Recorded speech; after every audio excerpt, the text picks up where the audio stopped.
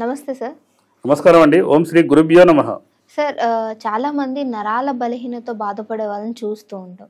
So ఇలాంటి వాళ్ళలో ఎక్కువ కూడా ఏంటంటే పార్కిన్సన్స్ అంటూ ఉంటారు. సో చాలా వరకు వీళ్ళు బయటకు వెళ్ళినా సరే ఎక్కడైనా సరే ఈ నరాలు అనేవి ఎక్కడో ఒక దగ్గర గుచ్చుతున్న ఫీలింగ్. సో చాలా కేసెస్ కూడా చూస్తున్నాం. ఇంకొకటి ఏంటంటే వీళ్ళ ఫ్యామిలీ ప్లానింగ్లో కావచ్చు, లేదంటే దాంపత్య జీవితంలో కూడా వీళ్ళకి ఎన్నో ప్రాబ్లమ్స్ ఫేస్ చేసే వాళ్ళని చూస్తూ ఉంటాం. వీటన్నిటికీ రిలేటెడ్గా నిజంగానే నరాలు అనేవి అంత ప్రధాన పాత్ర పోషిస్తాయి అనుకోవచ్చు అంటారా?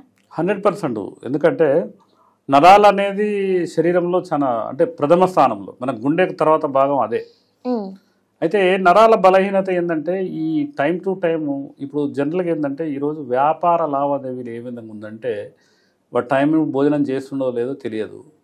ఆ భోజనం వ్యవస్థ కూడా హోటల్ ఏ విధంగానే అంటే మొత్తం టోటల్గా ఫాస్ట్ ఫుడ్ కల్చర్ వచ్చేసింది. బిర్యానీ వాస్తవంగా ఏంటంటే విషపూరితమైన ఆహారాలు. బిర్యానీ సెంటర్లో వాడు బిర్యానీ తెచ్చేటప్పుడే ఒక కప్పుల పెరుగు, ఒక సాంబార్ లాంటిది తీసుకొస్తాడు. రైతా అనేది వాస్తవంగా ఏంటంటే నాన్ వెజ్ తిన రోజు పెరుగుతో వాడొద్దు. గుడ్డు తిన్నా కూడా పెరుగు తినొద్దు. వాస్తవంగా అది విషతుల్యమైన ఆహారం. చింతపండు అనేది రెగ్యులర్గా వాడొద్దు. అది మెడికేటెడ్. వాస్తవంగా అది ఏంటంటే 2 గ్లాసులు శనివారం నైట్ పిల్లలకు పెద్దలకు తాపేది చింతపండు అనేది మార్నింగ్ మోషన్స్ అవుతానికి. దాని ఏంటంటే దాంట్లో అల్లం బెల్లం వేసి రకరకాలుగా సాంబార్ అని కొత్తగా తయారు చేశారు. అది కంటిన్యూ అవుతుంది. ప్రతిరోజు సాంబార్ లేని ఇల్లు లేదు. అసలు వాస్తవంగా ఏంటంటే చింతపండు 4 రోజులు బంద్ చేసి మోకాలు నొప్పులు పోతాయి. అంటే ఇవన్నీ ఏంటంటే చెప్పేవాళ్ళు లేరు, వినేవాళ్ళు లేరు.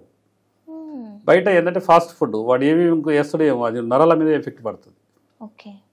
రకరకాలుగా నరాల బలహీనత వస్తే దాంపత్య అంటే సెక్సువల్ ప్రాబ్లం పడ్డట్టే. అసలు వాస్తవంగా ఏంటంటే శరీరంలో D3 విటమిన్ సూర్యోదయం ద్వారా అనేక B2 విటమిన్ ఇట్లాంటి కొన్ని వందల విటమిన్లు ఉన్నాయి. అంటే ఒక్కొక్క దానికి ఒక్కొక్కటి యాడ మెడిసిన్ వాడతాం మనం.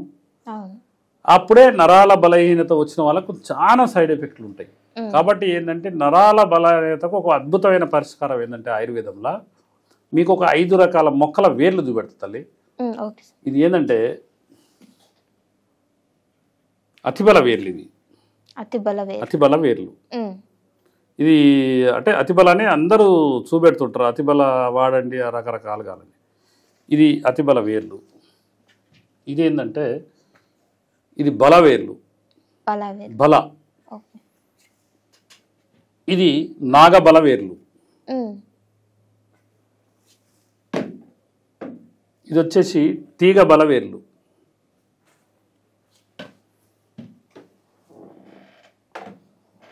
ఇది వచ్చేసి మహాబలవేర్లు. వాస్తవంగా మీరు యూట్యూబ్ చరిత్రలో ఎక్కడైనా చూడండి, రెండు బలాల గురించి మాట్లాడితే వాళ్ళు ఎక్కువ, 3 బలాల వేర్లు తెస్తే మా ఎక్కువ. అసలు వాస్తవంగా ఏంటంటే దీంట్లో 27 రకాలు ఉన్నాయట. ఇంకా సర్చింగ్లో ఉన్నాం మేము. 27 రకాలు. బల, అతిబల, నాగబల, తీగబల, మహాబల. ఈరోజు 5 మీ స్టూడియోలో చూపెడుతున్నా. విత్ ఇన్ 6 monthsలో నేను 20 చూపెడతాను మీకు. అంటే తమిళనాడు ప్రాంతంలో కొంతమంది మిత్రులు మేము ఇది వాడుతున్నాం, మా దగ్గర విస్తరాంగం ఉంది. లేకపోతే త్రిపుర ఒక రాణి అని ఒక అమ్మాయి ఉంది. వాళ్ళ భార్యాభర్తలు డాక్టర్లు సేమ్ నాలాగానే వైద్యం చేస్తారు. వాళ్ళు కూడా కొన్ని బలాకు సంబంధించి మా దగ్గర 6 వాడతాము, నువ్వు చెప్పేవి కాదు బాబాజీ అంటారు. అయితే ఈ విధంగా ఏంటంటే మేము కోఆర్డినేషన్ చేసుకుంటాం వేరే స్టేట్లో ఉన్న వాళ్ళందరినీ. ఇప్పుడు త్రిపురాల, నాగాలాండ్ అండ్ పంజాబ్, హర్యానా. నాకేంటంటే నాకు ఒక అదృష్టం ఏంటంటే మా గురువు గారి యొక్క 6 పిల్లలు, 6 బిడ్డలు, కొడుకులు లేరు ఆయనకు. ఈ 6గురికి కూడా ఒక్కొక్కరికి మినిమం 5 to 6 members పిల్లలు, 3 ఆడోళ్ళు 3 మగోళ్ళు, యావరేజ్ 6. వీళ్ళు ప్రతి స్టేట్లో విస్తరించున్నారు అనమాట.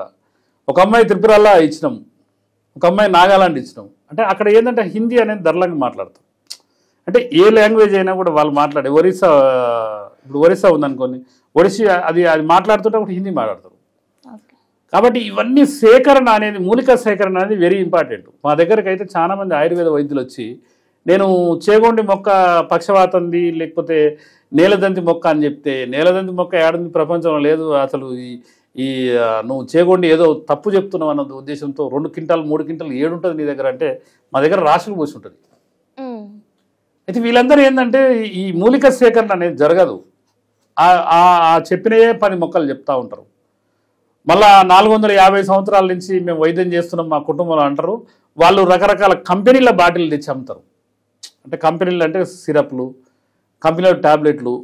మీకు ఒకటి చిన్న విషయం చెప్తామా, ఒక గుళిక కనుక మీరు కడుపులోకి వేసుకుంటే 4 గుళికలు వేసుకుంటే కూడా పనిచేయదు వాళ్ళు చెప్పే క్వాంటిటీ ప్రకారం. 40% గమ్ పౌడర్ వేస్తారు అందులో. ఈరోజు ప్రపంచం మొత్తం ఆయుర్వేదం గనక ఎక్కువ క్వాంటిటీ వాడకపోతానికి ఈ మాఫియా అలోపతిలో లేదు, ఆయుర్వేదంలో ఉంది మాఫియా. ఇప్పుడు మీరు త్రిఫల అనేది మీరు బయట కొంటే అన్నీ వాటి గింజలతో సహా అందులో వేస్తారు. మా దగ్గర ఏంటంటే గింజలు తీసి కరక్కాయ ఎక్కువ రోజులు నిల్వ ఉంచి, పానకాయ ఉసిరికాయ తక్కువ రోజులు నిల్వ ఉన్నాయి కలిపి 1:2:4 అని తయారు చేసి దాన్ని కూడా ఎట్లా వాడాలో ఇప్పుడు రకరకాలుగా, అంటే ఇది ఎవ్వరు పట్టించుకోరు. కాబట్టి మేము ఏం చేస్తామంటే ఈ నరాల బలహీనత ఉన్న వాళ్ళకు అంటే ఈ మూలికలు ఏ విధంగా ఈ 5 రకాల మూలికలు ఇప్పుడు మీకు చూపెట్టిన ఈ మూలికలు ఉన్నాయి అనుకోండి, వీటిని ఏం చేస్తామంటే చిన్న చిన్న ముక్కలుగా కట్ చేసి ఆవు పాలు ఒక గిన్నెలో పోసి పైన బట్ట కట్టి ఈ అన్ని దాని మీద వేస్తాం. వేసి పాలు మంట పెడితే పాల ఆవిరితో ఉడకబెడతాం. అంత క్వాలిటీగా తయారు చేస్తాం. అంటే జనరల్గా ఏంటంటే ఇప్పుడు ఎగ్జాంపుల్ ప్రాబ్లమే ఉంది. ఈ 5 బలాల చూర్ణం ఇస్తే ఎక్సలెంట్గా ఉంటుంది పాలల్లో కలుపుకొని తాగితే. చాలా మంది రకరకాలుగా అంటే వేరే ఉత్పాదనలను చూపెట్టి అంటుంటారు, శిలాజిత్ అంటారు. నరాల బలహీనత, మనిషితో స్టెమినా, ఇప్పుడు గుండె ఆరోగ్యంగా ఉండి లివరు, ప్యాంక్రియాస్, అంటే బోను స్ట్రెంతేను, కండరాల నొప్పులు లేకుండా ఉండి అన్ని రకాల వాత వ్యాధులు లేకుండా ఉంటే శరీరంలో మనిషి ఎప్పుడు యువకుడే. ఇప్పుడు 60 సంవత్సరాలు, 70 సంవత్సరాలు, 80 సంవత్సరాలు, 90 సంవత్సరాలు సంభవంలో పాల్గొన్న వాళ్ళు ఉన్నారు. అంటే వాళ్ళ శరీర తత్వాలను బట్టే. ఈ రోజు ఏంటంటే మాఫియా ఏంటంటే ఒక డబ్బా చూపెడతారు, ఇది ఉదయం 2 సాయంత్రం వాడండి, మీరు అసలు గుర్రంలాగా పరిగెడతారా? తప్పు అది. బీపీ ఉండొద్దు, షుగర్ కంట్రోల్లో ఉండాలి. కంట్రోల్ అంటే మీనింగ్ ఏంటంటే ఇంగ్లీష్ మంది చేసి కంట్రోల్ కాదు. ఇప్పుడు న్యాచురల్ కంట్రోల్ ఉండాలి. ఇప్పుడు ఏదైనా ఆయుర్వేదం మెడిసిన్ వాడితే మెడిసిన్ కాదు అది, అది మనం ఫుడ్, ఇప్పుడు డయటరీ సప్లిమెంట్ అనమాట. వాస్తవంగా ఏంటంటే ఆయుర్వేదం అంటే డయటరీ సప్లిమెంట్. ఒకప్పట్లో అడవిలోకి వెళ్తే ఇవి మూలికలు ఫుడ్ లాగా తినే, అంటే ఫుడ్ లాగా తినేది. కాబట్టి ఈ 5 ఏంటంటే ఒక ప్రక్రియ ద్వారా చేస్తాం. కాబట్టి ఎవరన్నా నరాల బలహీనత ఏదైనా ప్రాబ్లం అని ఎవరన్నా అన్నారనుకోండి, ఇదే పొడిస్తాం. ఉదయం 1 చెంచా, సాయంత్రం 1 చెంచా పాలలో కలుపుకొని తాగమని. కాబట్టి ఏంటంటే ఒక్క పిట్టకు అంటే ఒక్క సూటుకు 2 పిట్టలు అంటారు కదా, అంటే జనరల్గా ఒక తూట 2 పిట్టలు అన్నట్టు. ఆయుర్వేదం కూడా అంతే, ఒక్కటి వాడితే 4కి ఉపయోగం వస్తుంది. అదే మీరు వేరే విషపూరితమైన వాడిని అనుకోండి, ఒక్కదానికి వాడితే 4 డ్యామేజ్ అవుతాయి. అందరికి తెలిసిన విషయం. ఒక్కొక్క టాబ్లెట్ మీద మన ఒక మిత్రుడు చెప్తుండు, అది నాకు కూడా ఇంటర్వ్యూ చేయాలన్నది కానీ తప్పు, అది మనం చేయొద్దనే ఉద్దేశంతో. వేరే ఒక టాబ్లెట్ అంటే దాని మీదనే రాసి ఉంటుందట, ఇది 12 రోజుల కంటే ఎక్కువ వాడొద్దని. ఇప్పుడు పెయిన్ కిల్లర్లు చాలా మంది, ఒకటి మధ్యమాల ఒక ఆటో డ్రైవరు ఒక 7 రోజులకు వాడకుండా 3 నెలలు వాడితే 2 కిడ్నీలు డ్యామేజ్ అయినాయి, నాకు ఇట్లా సంగతి ఎవరు కూడా ఇట్లా చేయకండి అని మన ఫేస్బుక్లో వస్తుంది. కాబట్టి ఏంటంటే అమ్మా, మూలికా సేకరణ అనేది వెరీ ఇంపార్టెంట్. బలాలు ఎన్నో ఉన్నాయి, శరీర తత్వాన్ని మార్చే ప్రక్రియ. కాబట్టి ఈ పంచబల చూర్ణం మేము అన్నిట్లో వాడతాం, పార్కిన్సన్లో వాడతాం, లేకపోతే నరాల బలహీనత వాడతాం, రకరకాలుగా. కాబట్టి ఏంటంటే శరీర తత్వాన్ని మార్చే ప్రక్రియ ఉండాలి. వాత వ్యాధులు ఉంటే వాతానికి సంబంధించిన కొన్ని ఎచ్చాలని ఉంటాయి, దాంట్లో దినుసులు అంటారు. అవన్నీ కనుక తెలిసిన వ్యక్తులు, ఆముదాల గురించి తెలిసిన వ్యక్తులు, ఈ విధంగా అన్ని రకాలుగా ఉన్న వ్యక్తి 100% మంచి సంపూర్ణ ఆరోగ్యవంతులు ఉంటాడు. ఎప్పుడు నవయవకుడే. కొంతమంది చూసారా, 50 సంవత్సరాలు వచ్చినా అంతే ఉంటారు, 60 సంవత్సరాల నుంచి అంతే ఉంటారు, 70 సంవత్సరాలు వచ్చినా అంతే ఉంటాడు. మా మిత్రుడు ఒక అతను పోగుల నారాయణ రెడ్డి అని ఉండు, నాకు ఒక 25-30 సంవత్సరాల ఫ్రెండ్. వాడు నాకు 30 సంవత్సరాల కింద ఎట్లా పరిచయం ఏంటో ఈ రోజు కూడా అదే విధంగా ఉండు, సేమ్ బాడీ సేమ్. మంచిగా నాన్ వెజ్ ఎక్కువ తీసుకోడు, వెజిటేరియను, లిక్కర్ అలవాటు లేదు, మంచి పొద్దున్నే వాకింగ్ పోతాడు. అంటే రకరకాలుగా ఇట్లా ఈ విధంగా ఉంటుంది అనమాట. కాబట్టి ఏంటంటే నరాల బలహీనత అనేది జబ్బు కాదు, అది ఏది కూడా జబ్బు కాదు. ఆయుర్వేదం చరిత్ర తెలిస్తే తప్పకుండా దాన్ని అవగాహన తెచ్చుకోవాలి. అది మనం ఏం తినాలి, ఏం తాగాలి, ఎన్ని గంటలు నిద్రపోవాలి, అసలు ఏంది, మన శరీర తత్వాన్ని ఎట్లా కాపాడుకోవాలన్నది అన్నీ ఉంటే తప్పకుండా నిత్య యవ్వనంతో. ఈరోజు ఏంటంటే అనేక చాలామంది దాని యొక్క శాస్త్రం విలువ తెలియక, చాలామంది రాత్రి కనపడే వ్యక్తి ఉదయాన్నే గుండెపోటుతో మరణిస్తున్నారు, చిన్న ప్రక్రియ. కాబట్టి ఏంటంటే ఏదైనా ఇబ్బంది ఉంటే ఒక అనువంశిక ఆయుర్వేద వైద్యుల దగ్గరనే మంచి ఔషధాలు ఉంటాయి. ఎందుకంటే ఆ డబ్బాలలో ప్యాక్ చేసేది ఎప్పుడు ప్యాక్ చేస్తాడో ఎప్పుడు ఇస్తాడో తెలియదు. కాబట్టి ఏంటంటే ఇదొక వేదం, ఇది ఆయుర్వేదం అనేది ఒక వేదం, సనాతన ధర్మంలో ఒక భాగం. కాబట్టి అన్ని రకాలుగా ఉంటే శరీర తత్వాన్ని మార్చి సంపూర్ణ ఆరోగ్యవంతుల శతజీవన ఆరోగ్యప్రవారం అంటే 100 సంవత్సరాలు. మన జీవన విధానం 150 సంవత్సరాలు. ఈరోజు పరిస్థితి ఏంటంటే 30 ఏళ్ళకి 40 ఏళ్ళకి 50 ఏళ్ళకి గుండెపోటుతో చనిపోతున్నారు. అది ఎందుకు ఆ విధంగా జరుగుతుందంటే చెప్పేటోళ్ళు ఎవరు లేరు. తల్లిదండ్రులు ఉంటే హాస్టల్ వేస్తారు, మన ఓల్డేజ్ హోమ్లో వేస్తారు, పిల్లలు ఉంటే హాస్టల్లో వేస్తారు.